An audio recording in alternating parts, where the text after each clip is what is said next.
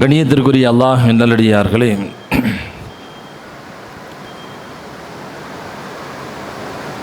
தமிழகத்தினுடைய அரசியல் தளத்தில் ஒரு முக்கியமான ஜும்ஆவில் நாம் அமர்ந்திருக்கிறோம். இந்த ஜும்ஆவினுடைய உரையை மிக முக்கியமாய் 3 செய்திகளை உங்களுடைய கவனத்திற்கு நான் கொண்டு வருவேன். ஆரம்பமாக, இதுபோன்ற தருணங்களில் ஷரீஅத் சம்பந்தமான காரியங்களில் அல்லது தேர்தல் சம்பந்தமான காரியங்களில் ஷரீஅத்தினுடைய பார்வையும், இந்த தேர்தல் நேரத்தில் ஒரு முஸ்லிம், ஒரு முஃமின் கடைபிடிக்க வேண்டிய சில ஒழுக்கங்களையும் உங்களுடைய கவனத்திற்கு நான் தருகிறேன். ஆரம்பமாக,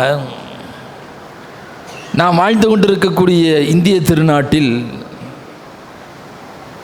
அரசியலமைப்பு சட்டம் நமக்கு வழங்கி இருக்கக்கூடிய உரிமையின் அடிப்படையில்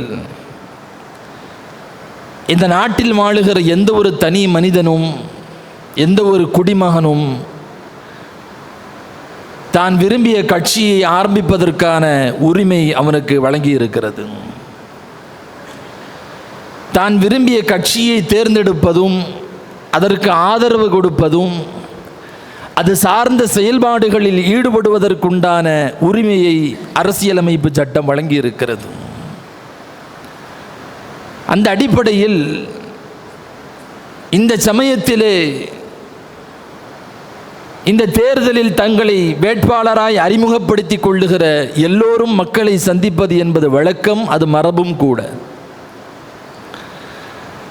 தங்களுடைய பெயரை வேட்பாளருக்காக வேண்டி கொடுத்துவிட்டு அவர்கள் வீட்டில் அமர்ந்து விடுவதில்லை.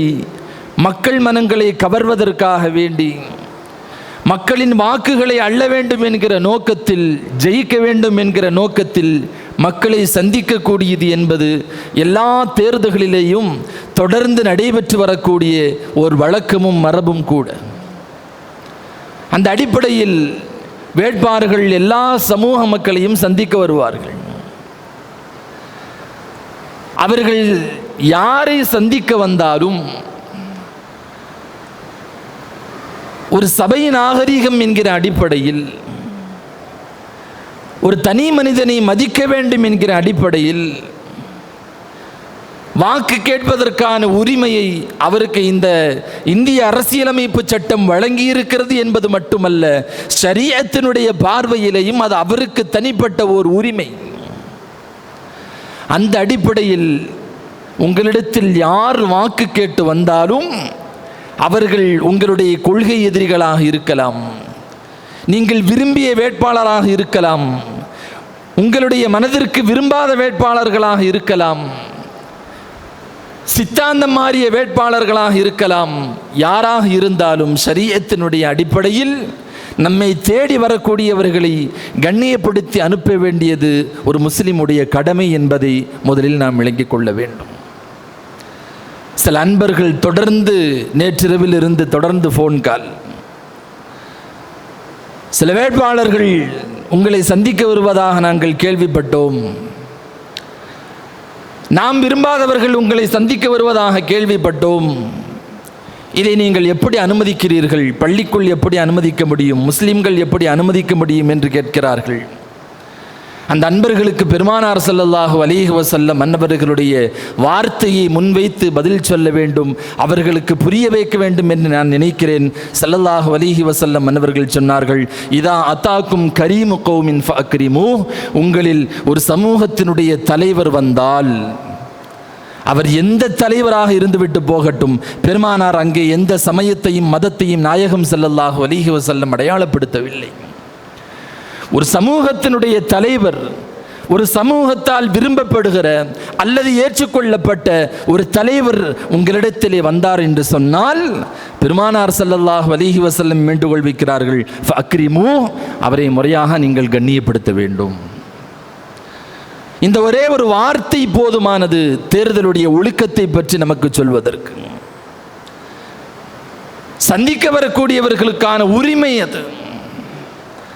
அவர்களுக்கு நாம் வேண்டப்பட்டவர்களாக இருக்கலாம், வேண்டப்படாதவர்களாக இருக்கலாம். நமக்கு அவர்கள் வேண்டப்பட்டவர்களாக இருக்கலாம், வேண்டப்படாதவர்களாக இருக்கலாம். யாராக இருந்தாலும் நம்மை தேடி அவர்கள் கண்ணியத்தோடு வருகிறார்கள் என்று சொன்னால் அவர்களை கண்ணியத்தோடு அணுக வேண்டியது ஒரு முஸ்லிமினுடைய கடமை. அதனால் நான் உங்களுக்கு நினைவுபடுத்துகிறேன், குறிப்பாக இந்த ஜும்ஆவில் நாமெல்லாம் ஸல்லல்லாஹு அலைஹி வஸல்லம் மன்னவர்களை தலைவர்களாக கொண்டவர்கள், நாயகத்தினுடைய அடிச்சுவற்றை பின்பற்றக்கூடியவர்கள். எப்படி கண்ணியத்தோடு ஜும்ஆவிற்கு வந்தோமோ கண்ணியத்தோடு நாம் கலைந்து சென்று விட வேண்டும். யார் வந்தாலும் அவர்களுக்கு வாக்கு கேட்பதற்கான உரிமை அவர்களுக்கு இருக்கிறது. நான் ஒன்றை நினைவுபடுத்துவேன், சூழலை கெடுத்து நடுநிலையாளர்களையும் கூட அவர்களுக்கு சாதகமாய் நீங்கள் மாற்றிவிட வேண்டாம். அவர்கள் விரும்புவது அதைத்தான். இந்த சமயத்திலேயும் அவர்கள் விரும்புவது அதைத்தான். எனவே கண்ணியத்தோடு இந்த ஜும்ஆவிற்கு வந்தோம், கடமையை நிறைவேற்றினோம், கண்ணியத்தோடு நாம் சென்றுவிட வேண்டும். யாரை தேடி வருகிறார்களோ வரக்கூடியவர்களை தேடி வந்தவர்கள் கண்ணியப்படுத்திக் கொள்ளட்டும், ஒருவருக்கொருவர் அவர்கள் கண்ணியப்படுத்திக் கொள்ளட்டும். பெருமானார் ஸல்லல்லாஹு அலைஹி வஸல்லம் அன்னவர்களுடைய வார்த்தை அது. பொதுமக்களாகிய நாம் ஜும்ஆ முடிந்தது, குர்ஆன் சொல்வதை போல ஜும்ஆவுடைய தொழுகையை முடிந்துவிட்டால் நீங்கள் உங்களுடைய இடங்களுக்கு நீங்கள் பரவி சென்று விடுங்கள், உங்களுடைய காரியத்தை நோக்குவதற்கு நீங்கள் சென்று விடுங்கள் என்று குர்ஆன் சொல்வதை போல் எந்த விதமான தேவையில்லாத காரியங்களிலேயும் ஒரு முஸ்லிம் ஈடுபடக்கூடாது.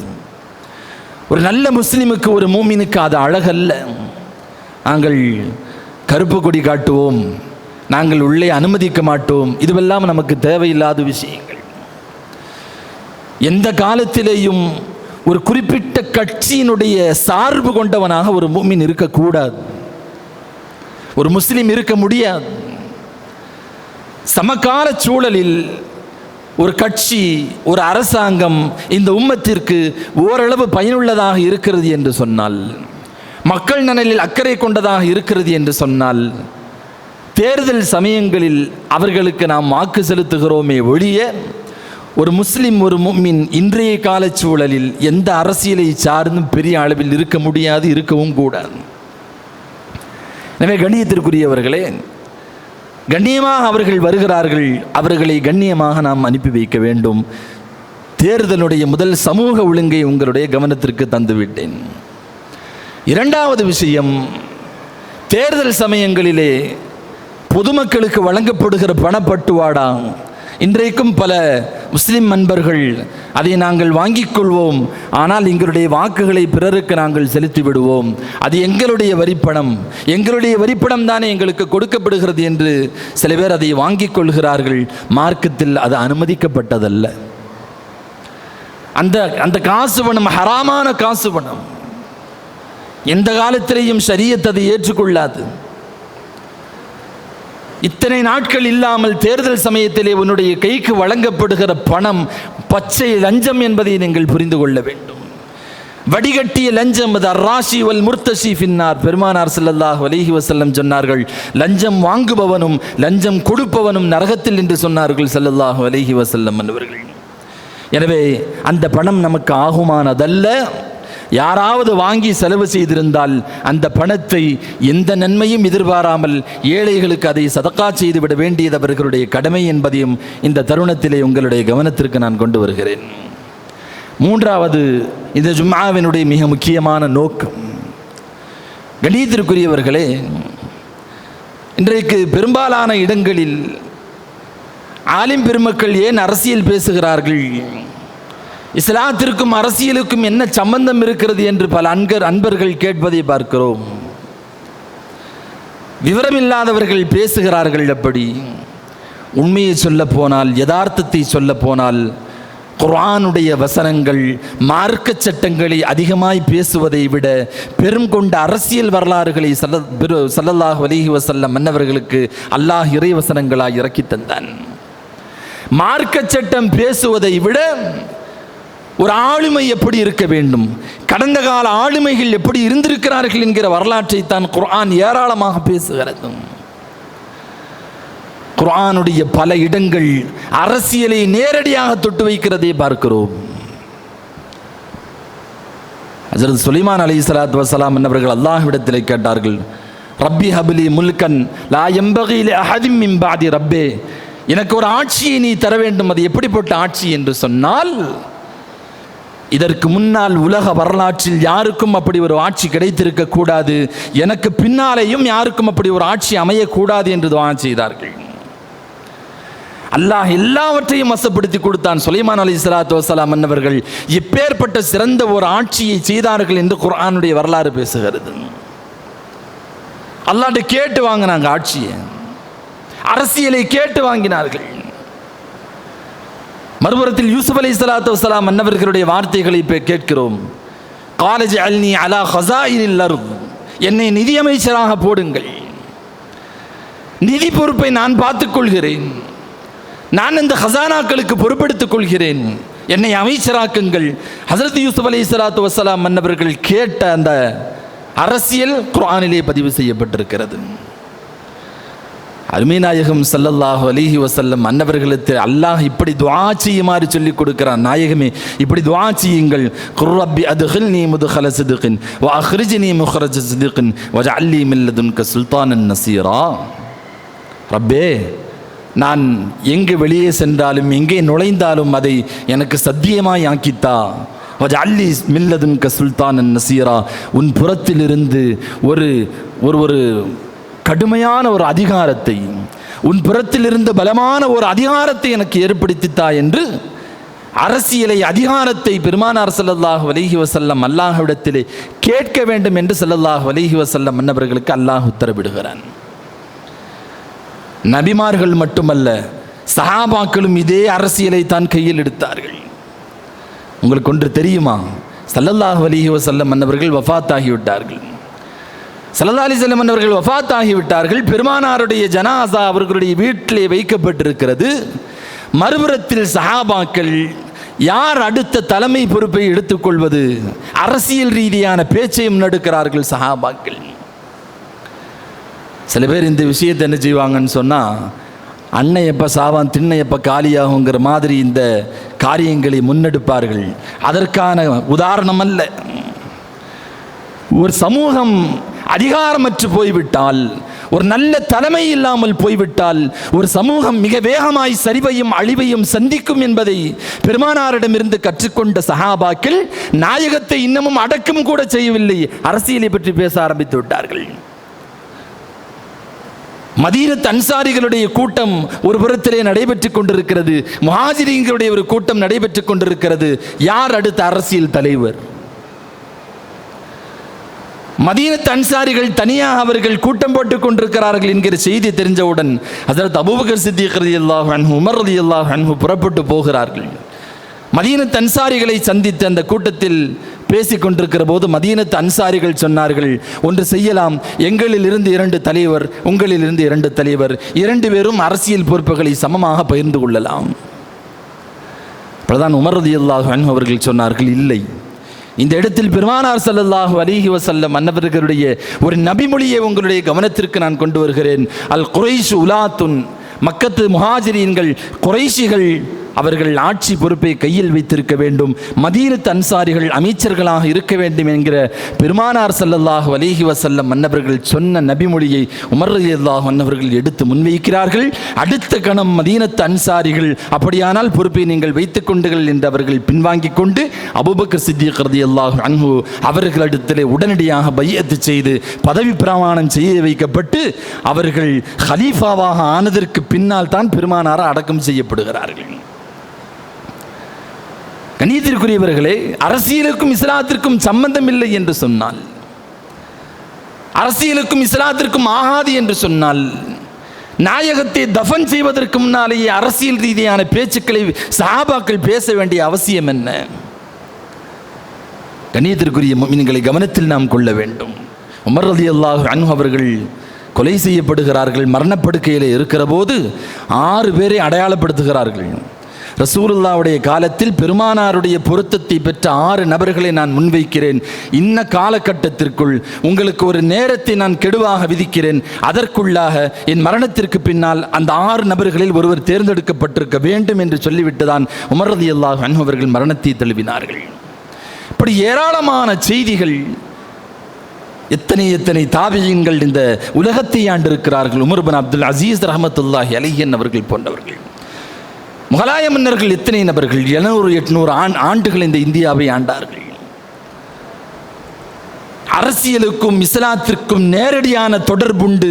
இன்றைக்கு அரசியல் இது புளித்த பழம் என்பதற்காக வேண்டி இந்த சமூகம் என்றைக்கு அதை ஒதுக்கி வைத்ததோ அன்றிலிருந்து நாம் அரசியல் அனாதிகளாக மாறிவிட்டோம் என்பதை மறுக்க முடியாது. ஒன்றுமில்லாமல் இன்றைக்கு நின்று கொண்டிருக்கிறோம், நிர்கதியாக நின்று கொண்டிருக்கிறோம்.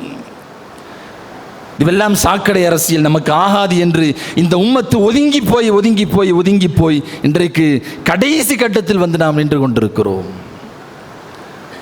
கண்ணியத்திற்குரிய முஃமினீன்களே, ஆட்சி அதிகாரம் என்பது இஸ்லாத்தையும் அரசியலையும் சியாசத்தையும் எந்த காலத்தையும் பிரித்துவிட முடியாது. அது சதையும் இரத்தத்தையும் போல. அது உலகத்தினுடைய எல்லா வரலாறுகளிலேயும் பெரும் பெரும் நபிமார்களை அல்லாஹ் அரசியல் ஆளுமைகளாகத்தான் உலகத்திற்கு அறிமுகப்படுத்தினான். உலகத்தை ஆண்ட 4 மன்னர்கள், 2 பேர் சிறப்பான ஆட்சி செய்தார்கள், 2 பேர் மோசமான ஆட்சி செய்தார்கள். குர்ஆன் அவர்களுடைய வரலாறுகளை பேசுகிறது.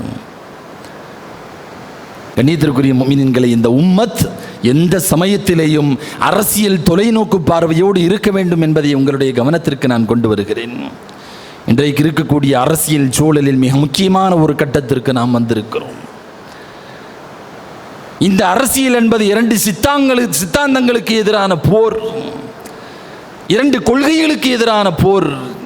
இந்த போரில், இந்த கொள்கை போரில், இந்த ஜனநாயக போரில் யார் ஜெயிக்க வேண்டும் என்பதை விட யார் தோற்கடிக்கப்பட வேண்டும் என்பதற்காக வேண்டிய வாக்கு செலுத்தப்பட வேண்டிய கட்டாயத்தில் நாம் இருந்து கொண்டிருக்கிறோம்.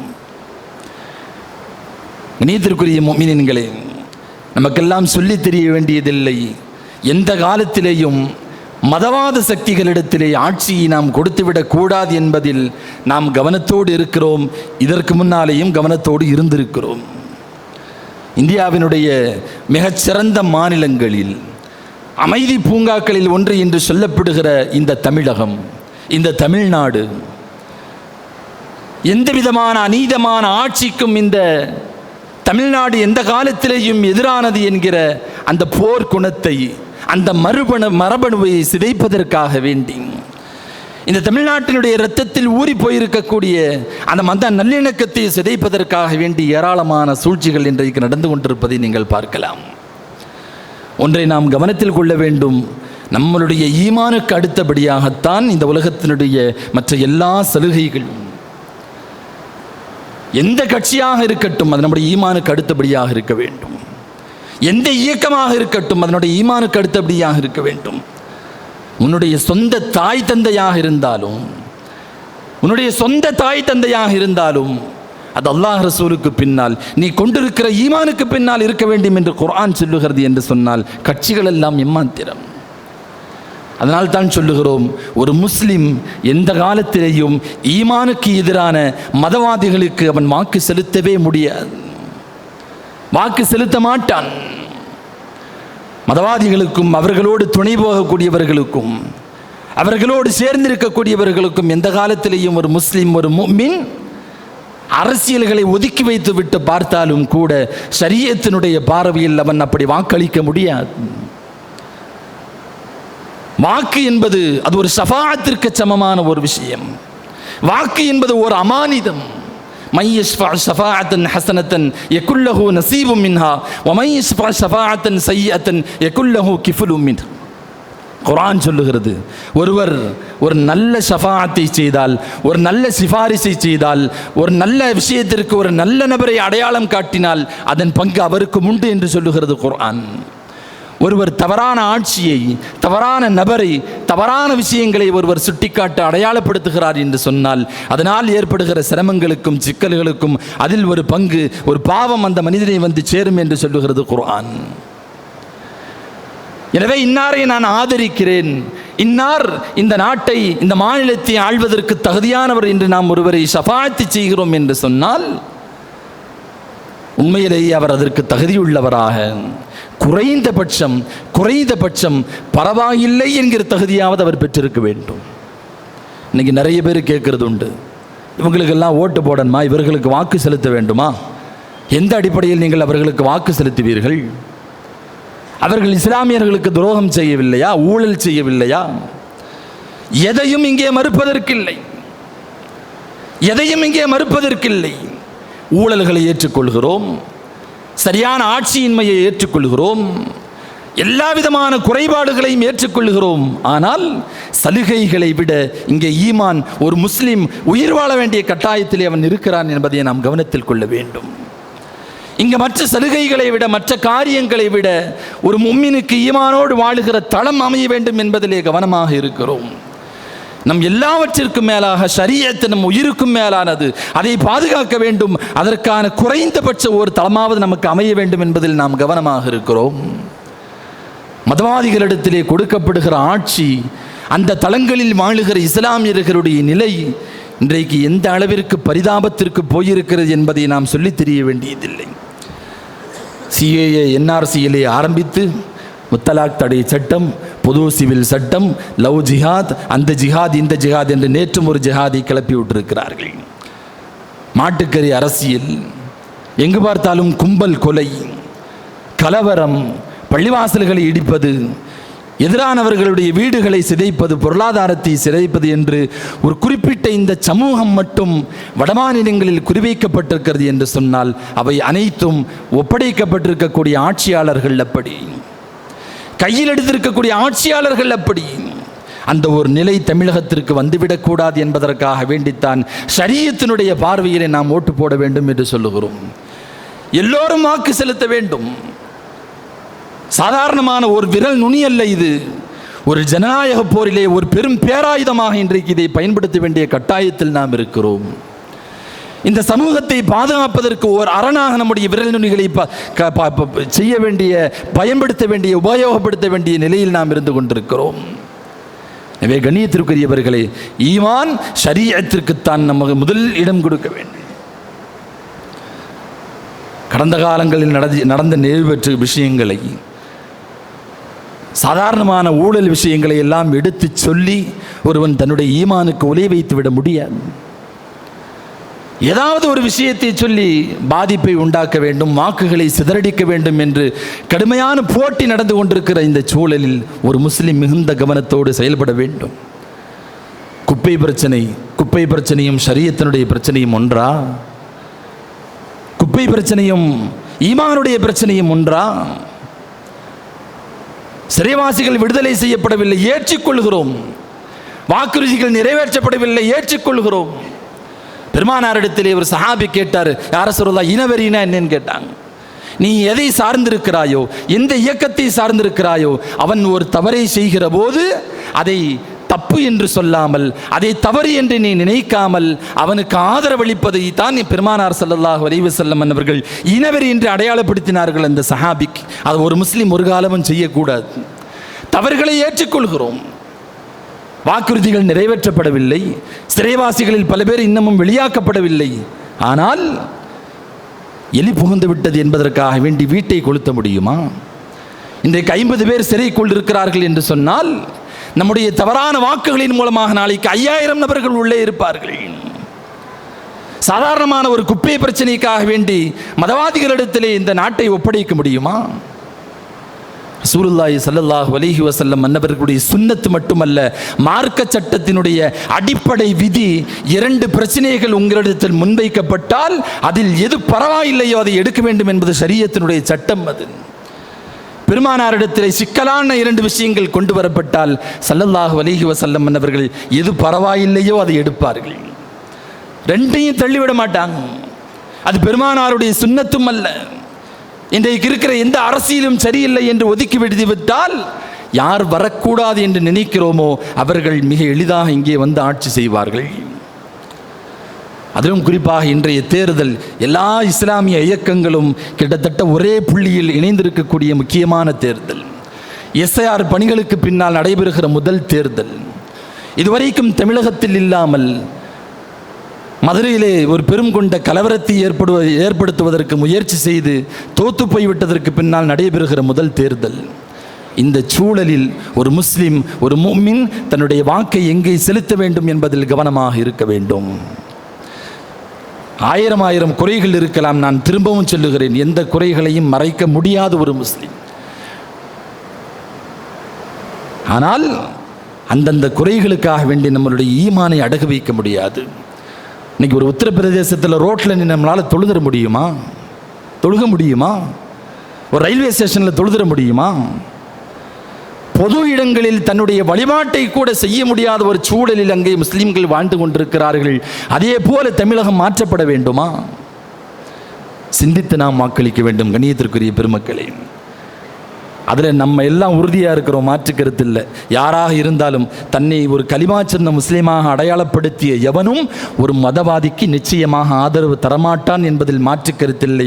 இன்றைக்கு நாம் பயப்படுவது இஸ்லாமிய இளைஞர்களை பற்றியும் இஸ்லாமிய வீடுகளுக்குள்ளே இருக்கக்கூடிய சில பிரபலங்களுடைய ரசிகைகளை பற்றியும் தான் கவலையாக இருக்கிறோம்.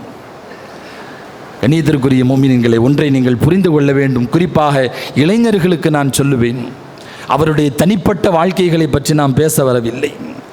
புதிதாக அரசியலுக்கு வந்திருக்கக்கூடியவர் அவருடைய நடைமுறைகளை பார்க்கிற போது, அவருடைய பேச்சுக்களை பார்க்கிற போது, இன்னமும் அரசியலில் பெரும் கொண்ட அனுபவத்தை எடுத்துக்கொண்டு களமாட வேண்டிய கட்டாயத்தில் அவர் இருக்கிறார். யாரும் மறுக்க முடியாது. அவருடைய தனிப்பட்ட வாழ்க்கையை பேசுவதற்குண்டான உரிமை நமக்கு இல்லை. நாம் அதை பற்றி பேச போறதில்லை. ஒரு அரசியல் தலைவராக ஒரு தொலைநோக்கு கொண்ட ஒரு பார்வை அவரிடத்தில் இருக்கிறதா என்று சொன்னால் இளைஞர்கள் தங்களுடைய மனதில் கை வைத்து சொல்ல வேண்டும். எந்த அடிப்படையில் ஓட்டு போட முடியும்? எந்த அடிப்படையில் ஓட்டு போட முடியும்? எல்லாம் இருந்து விட்டு போகட்டும். ஒரு மதுரை பெரும் கொண்ட கபலீரகத்திற்கு மதுரை ஆட்படுகிற போது ஒரு பெரும் கொண்ட பிரச்சனை ஏற்பட்டு விடுமோ என்று நினைக்கக்கூடிய அந்த சமயத்தில் மத நல்லெண்ணத்திற்காக வேண்டி, அமைதிக்காக வேண்டி ஒரே ஒரு குரல் கொடுத்திருப்பார். அவர் யோசித்து பார்க்கிறோம். உங்களுக்கு பிடிச்சவங்களா இருக்கலாம், நீங்கள் யாருக்கு வேண்டுமானாலும் ஓட்டு போடலாம். ஆனால் ஒன்றை நான் திரும்ப சொல்லுகிறேன், அடுத்தவர்கள் போடுகிற வாக்குகளுக்கும் ஒரு முஸ்லிம் போடுகிற வாக்குகளுக்கும் வித்தியாசம் இருக்கிறது. நம்மளுடைய ஒவ்வொரு செயல்பாடுகளும் ரப்பிடத்திலே விசாரணைக்குள்ளாகும். இவர்கள் மீதுண்டான வெறுப்பிலே நீங்கள் மதவாத சக்திகளுக்கு நாங்கள் போட மாட்டோம், அதில் உறுதியாக இருக்கிறோம்.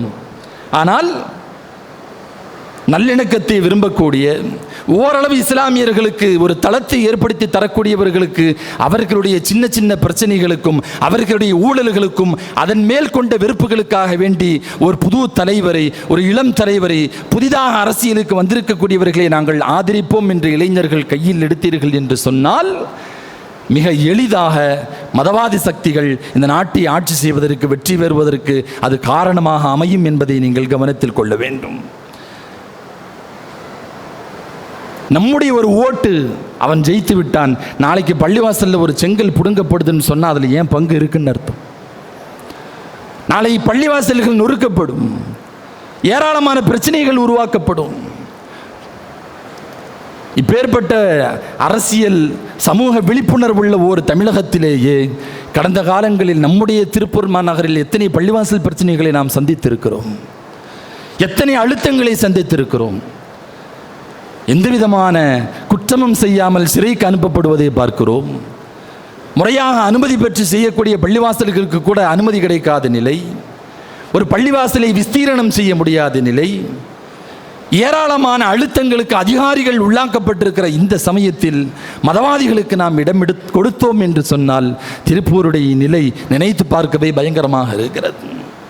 எனவே கண்ணியத்திற்குரிய முஃமினீன்களே, நான் மீண்டும் இளைஞர்களுக்குத்தான் நினைவுபடுத்துகிறேன், நீங்கள் புது கட்சிக்கு, உதிரி கட்சிக்கு, சிறிய வாக்குகளை கொண்டிருக்கக்கூடிய கட்சிக்கு நீங்கள் போடுகிற ஒவ்வொரு வாக்கும் மதவாதி சக்திகளுக்கு போடுகிற வாக்கை போன்றதுதான் என்பதை நீங்கள் கவனத்தில் கொள்ள வேண்டும். அவருடைய தனிப்பட்ட முறையில் அவர் மீது வைக்கப்படுகிற விமர்சனம் அல்ல இது. அவர் எங்களுக்கு பிடிக்காது அதனால் ஓட்டு போட வேண்டான்னு சொல்லலை. அவருடைய தனிப்பட்ட வாழ்க்கையை பற்றி நாம் பேச போவதும் இல்லை. அவர் ஒரு சினிமா பிரபலம் அதனால் போட வேண்டான்னு சொல்லலை. ஒரு முஸ்லீம் அப்படி சொல்லவும் முடியாது. ஏராளமான அரசியர்கள் திரைக்கு பின்னால் இருந்து வந்தவர்கள், திரைத்துறைக்கு பின்னால் இருந்து வந்தவர்கள், இன்றைக்கு ஆட்சி செய்து கொண்டிருக்கக்கூடியவர்களும் ஏராளமான பேர் நடித்திருக்கிறார்கள். அதனால் நடிகன் என்கிற காரணத்தினால் ஓட்டு போட முடியாதுன்னு சொல்கிறதுக்குள்ள தார்மீக உரிமை இங்கே யாருக்கும் இல்லை. எல்லோரும் அப்படித்தான் இருக்கிறார்கள். ஆனால் அரசியல் அனுபவம் இல்லாத, தொலைநோக்கு பார்வை இல்லாத, இக்கட்டான சூழலில் குரல் கொடுக்காத, இன்னமும் ஒருபடி மேலே போய் சொன்னால் இந்த தருணத்திலேயும் கூட ஒரு முஸ்லிமை தீவிரவாதியாய் காட்டக்கூடிய உங்களுக்கு அல்லாஹ் ரசூலை விட, அவர்களை ஈமான் கொண்டிருக்கிற முஃமின்களை விட, அவர்களுக்கு அமையக்கூடிய ஈமானுடைய தளத்தை விட உங்களுக்கு அவர் மேலானவரா? எந்த அடிப்படையில் ஆதரிக்க முடியும்? பெற்றோர்களுடைய கடமை, உங்களுடைய குழந்தைகளுக்கு நீங்கள் அமர வைத்து புரிய வைக்க வேண்டும். அவர்களுடைய ஒவ்வொரு வாக்கும், அவர்களுக்கு போடக்கூடிய ஒவ்வொரு வாக்கும், உதவி கட்சிகளுக்கு போடக்கூடிய ஒவ்வொரு வாக்கும், அது மறைமுகமாக மதவாத சக்திகளுக்கு கொடுக்கப்படுகிற வாக்கை போலத்தான். நீங்கள் ஒன்றை இந்த நேரத்தில் கவனத்தில் கொள்ள வேண்டும். எல்லா செய்திகளையும் உங்களுடைய கவனத்திற்கு கொண்டு வர முடியாது என்றாலும் நான் சொல்லுகிறேன், இது ஏதோ குறிப்பிட்ட கட்சிக்கான ஆதரவு என்று நீங்கள் நினைத்துவிடக்கூடாது. ஒரு முஸ்லீம் அப்படி இருக்க முடியாது. அதிலும் குறிப்பாக மார்க்க கல்வியை கற்றறிந்த ஒரு ஆலிம் அப்படி பேசவும் முடியாது. கடுமையான பசியில் ஒரு முஸ்லிமுக்கு முன்னால் விஷமும் வைக்கப்படுகிறது, மதுவும் வைக்கப்பட்டிருக்கிறது. இரண்டில் ஒன்றை தேர்ந்தெடுக்க வேண்டிய கட்டாயத்தில் இருக்கிறோம். விஷத்திற்கு பதிலாக மதுவை எடுக்கிறோம், அவ்வளவு தானே ஒழிய இது கட்சி சார்பினுடைய நிலையை கொண்டோ ஒரு கட்சியை விரும்பியதற்காக வேண்டியோ அல்ல என்பதை நீங்கள் கவனத்தில் கொள்ள வேண்டும். கடந்த காலங்களில் சமூகத்திற்கு விழிப்புணர்வை ஏற்படுத்த வேண்டும் என்று சரியான வழிகாட்டுதல் செய்த எத்தனையோ உலமாக்கள் பெட்டி வாங்கிவிட்டார்கள் என்கிற பேச்சு வந்தது. அதை பற்றியெல்லாம் கவலைப்படுறதில்லை. ஆனால் எப்படி வேண்டுமானாலும் பேசிக்கொண்டு போகட்டும். இந்த இக்கட்டான சூழலில், ஒரு சித்தாந்த போரில், சலுகையா சவக்குழியா என்கிற இக்கட்டான இந்த சூழலில் சலுகைகளை எல்லாம் தூக்கி எரிந்துவிட்டு, நம்முடைய தனிப்பட்ட விருப்பு வெறுப்புகளை எல்லாம் தூக்கி எரிந்துவிட்டு, இந்த முஸ்லிம்களுடைய தளத்திற்காக வேண்டி ஓரளவு குரல் கொடுத்தவர்களுக்கு அவர்களுக்கு நம்முடைய வாக்குகள் போய் சேர வேண்டும் என்பதை நீங்கள் கவனத்தில் கொள்ள வேண்டும். எப்பேற்பட்ட சூழலை சமாளித்திருக்கிறார்கள். மதுரையில் எப்பேற்பட்ட ஒரு சூழல் ஏற்பட்டது. கொஞ்சம் அசந்திருந்தோம்னு சொன்னா அயோத்தியை போன்ற இந்த தமிழகம் மாறி இருந்திருக்கும். உண்மையிலேயே அந்த நேரத்தில் செயல்பட்ட அதிகாரிகளுக்கு, போலீஸ் அதிகாரிகளுக்கு, காவல்துறை அதிகாரிகளுக்கு நாம் நன்றி கடன் பட்டிருக்கிறோம். அரசாங்கத்திற்கு நன்றி கடன் பட்டிருக்கிறோம். அரசியல்வாதிகளுக்கு நன்றி கடன் பட்டிருக்கிறோம். கொஞ்சம் அசந்திருந்தோம் என்று சொன்னால் தமிழகத்தினுடைய நிலையும் அயோத்தியை போன்று மாறி இருக்கும். இந்த நேரத்தில் பல பேர் நினைப்பதுண்டு, அப்படிலாம் ஒன்றும் தமிழ்நாடு மாறிடாது, தமிழ்நாடு என்னைக்குமே தமிழ்நாட்டு இப்படி தான், இவர்களெல்லாம் உள்ளே வர முடியாது என்று பேசி கொண்டிருந்த காலமெல்லாம் மலை ஏறி இன்றைக்கு சிட்டிங் எம்எல்ஏ 4 பேர் இருக்கிறாங்களா இல்லையா? எப்படி வேண்டுமானாலும் காட்சி மாறலாம். முயற்சி செய்ய வேண்டியது ஒரு முஃமினுடைய கடமை. ஒரு மதவாத சக்தி உள்ளே வந்து விடாமல் முயற்சி செய்ய வேண்டியது ஒரு இளைஞனுடைய கடமை, ஒரு முஸ்லீமுடைய கடமை. எல்லாம் அல்லாஹ் பார்த்துப்பான். நாம் யாருக்கு போட்டாலும் அல்லாஹ் நாடு தான் நடக்க போகுது, அதில் மாற்றுக்கிறது இல்லை. ஸல்லல்லாஹு அலைஹி வஸல்லம் மன்னவர்கள் சொன்னார்கள், மம்பாத் அலா லஹ்ரி பைத்தின் லைஸ லஹு ஹிஜாபுன் ஃபகத் பரி அல்லாஹ். யாரேனும் ஒருவர் தடுப்புச்சுவர் இல்லாத சுவற்றிலே உறங்கி, ஒரு மாடிப்படியிலே உறங்கி கீழே விழுந்து மௌத்தா போயிட்டா அவன் அல்லாஹ் மேலே பழியை போடக்கூடாதுன்றாங்க ஸல்லல்லாஹு அலைஹி வஸல்லம் மன்னவர்கள். தடுப்புச்சுவர் இல்லாத இடத்தில் நீ உறங்கி விட்டு அல்லாஹ் மேலே பழியை போடக்கூடாது. நீ என்ன முயற்சி செஞ்ச? எல்லா முயற்சிகளையும் செய்தோம். நம் நாட்டை, நம் மாநிலத்தை பாதுகாப்பதற்குண்டான இந்த அரசியலமைப்பு சட்டம் நமக்கு வழங்கிய, ஷரியத் நமக்கு வழங்கிய வாக்கு என்பதை சரியாக செலுத்தினோம். அதையும் மீறி மதவாதி சக்திகள் உள்ளே வந்தது என்று சொன்னால் அது ரப்பினுடைய நாட்டம். அந்த நேரத்தில் ஒதுங்கி கொள்ளலாமே ஒழிய சஹாபி ரசூலுல்லாஹ்ட்ட வந்து ஒட்டகத்தை நான் அவுத்துட்டு அல்லாஹ் மேலே நம்பிக்கை வைக்கலாமா? கூடாது. முதல்ல ஒட்டகத்தை கட்டி போடு. கட்டி போட்டதற்கு பின்னால் அல்லாஹின் ஒட்டகத்தை பாதுகாப்பான் என்று நீ நம்பிக்கை வைக்க வேண்டும். அதற்கு பெயர் தான் தவக்குல் என்று சொன்னார்கள் ஸல்லல்லாஹு அலைஹி வஸல்லம். அதனால் இந்த அலட்சியமான பேச்சு நமக்கு இருக்கக்கூடாது. நாம் இவங்க மேலே கொண்டிருக்கிற வெறுப்பினால யாரோ புதிய ஆட்களுக்கு நாம் போடக்கூடிய ஓட்டு, நாம் யார் வரக்கூடாது என்று 100% நாம் நினைக்கிறோமோ, யாரை 100% அவர்கள் இந்த மாநிலத்தை ஆளக்கூடாது என்று நினைக்கிறோமோ அவர்கள் சர்வசாதாரணமாக உள்ளே வருவார்கள். யாரும் சரியில்லை, ஒரு புது தலைவர், அவருக்கு போடலான்னு சொல்லி டெஸ்ட் பண்ணி பார்க்குற நேரம் அல்ல. அது விஷப்பரீட்சைக்கு சமமானது. அந்த விஷப்பரீட்சை இந்த நேரத்திற்கானதல்ல. அவர்கள் அரசியலை கற்றுக்கொள்ளட்டும். இன்னும் சில வருடங்கள் அரசியல் பாடங்களை படிக்கட்டும். அதற்கு பின்னால் எல்லோருக்குமான தலைவராக இருந்தால் நிச்சயமாக அவர்களை முஸ்லீம்கள் ஆதரிப்பார்கள் என்பதில் மாற்று கருத்து இல்லை. ஆனால் இன்றைக்கு நடைபெறுகிற இந்த ஜனநாயக போரில், சித்தாந்த போரில் மிகுந்த கவனத்தோடு நாம் வாக்களிக்க வேண்டும். அதே போல நம்முடைய வாக்குகள் சிதறாமல் ஓரிடத்தில் விழுவதை நாம் உறுதி செய்ய வேண்டும். பெற்றோர்கள் தங்களுடைய இளைஞர்களுக்கும் வீட்டு பெண்களுக்கும் ஷரியத்தினுடைய பார்வையில் இந்த வாக்குரிமையுடைய கடமைகளை நாம் எடுத்துச் செல்ல வேண்டும் என்பதை உங்களுடைய கவனத்திற்கு தந்து மீண்டும் ஒருமுறை ஆரம்பத்தில் சொன்ன செய்தியை நினைவுபடுத்துகிறேன். ஜும்ஆவுடைய ஆரம்பத்தில் இல்லாத பல நபர்கள் இன்றைக்கு இருக்கிறார்கள். பெருமானார் ஸல்லல்லாஹு அலைஹி வஸல்லமுடைய வார்த்தை, உங்களிடத்தில் ஒரு சமூகத்தினுடைய தலைவர் வந்தால் கண்ணியப்படுத்த வேண்டும் என்பது. அதனால் வேட்பாளர்கள் நமக்கு விரும்பாதவர்களாக இருக்கலாம், பிடித்தவர்களாக யார் வந்தாலும் அவர்கள் நம்மை தேடி வந்தால் அவர்களை கண்ணியமான முறையில் உபசரித்து அவர்களை அனுப்பிவிட வேண்டுமே ஒழிய அவர்களை எதிர்த்து நிற்பதோ, அவர்களை எதிர்த்து கூச்சல் போடுவதோ ஜும்ஆவினுடைய மாண்பை, பள்ளியினுடைய மாண்பை, ஜும்ஆலானுடைய மாண்பை கெடுப்பதற்கு அது சமம். எனவே ரசூலுல்லாஹி ஸல்லல்லாஹு அலைஹி வஸல்லம் மன்னவர்களுடைய வார்த்தைக்கு நாம் என்றைக்கும் கட்டுப்பட்டவர்கள். ஜும்ஆவை தொழுவோம், கண்ணியமான முறையிலே நாம் கலைந்து நம்முடைய வீடுகளுக்கு சென்று விட வேண்டும். வாக்கு கேட்டு வரக்கூடியவர்கள் வேட்பாளர்களுக்கு உரிய கண்ணியம் எல்லா மக்களாலும் அது கொடுக்கப்பட வேண்டும். ஆனால் நம்முடைய வாக்கை, நம்முடைய விருப்பு வெறுப்புகளை வாக்கு செலுத்துகிற சமயத்திலே நாம் வெளிக்காட்ட வேண்டும் என்பதை உங்களுடைய கவனத்திற்கு தந்து இந்த வார்த்தைகளை நிறைவு செய்கிறேன். வாஹிரு தஅவானா அல்ஹம்துலில்லாஹி ரப்பில் ஆலமீன்.